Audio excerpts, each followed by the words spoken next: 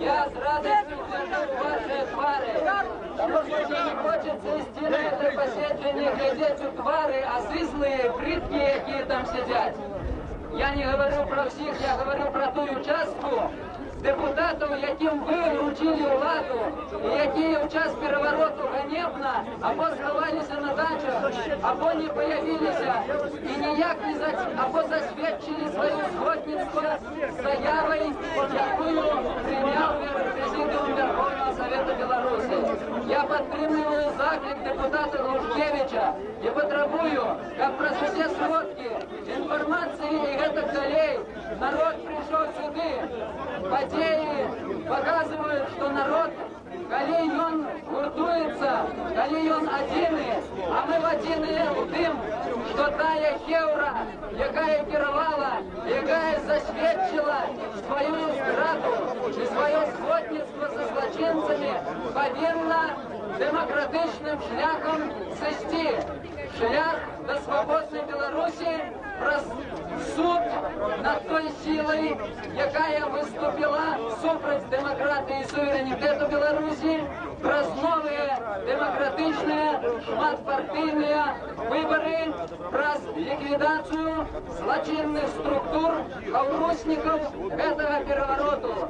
Сьогодні ми отримали з Могилєва текст, як секретари первичных партийных организаций Могилева в первый день дружно подтримали спробу и дружно подтримали решение ГКЧП.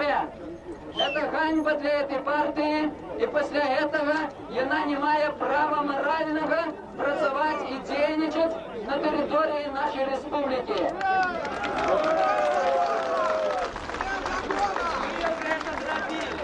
Звестки, які ми отримали през канали, і частка з яких вже опублікована, становляться недовольними.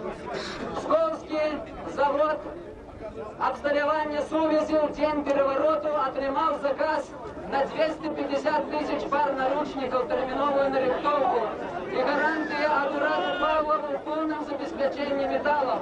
На наручники у их металлу хапая. У нас есть звестки, что такий ж цех запрацював на одним з заводів в Мінську. Это чекало усіх нас, как Россия не проявила згуртованости, дружности и как не отчула підтримки демократичних сил у інших республіках.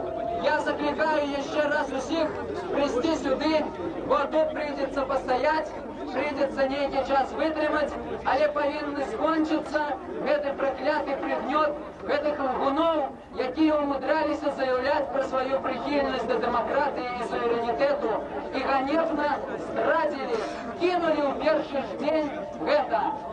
Живе Білорусь!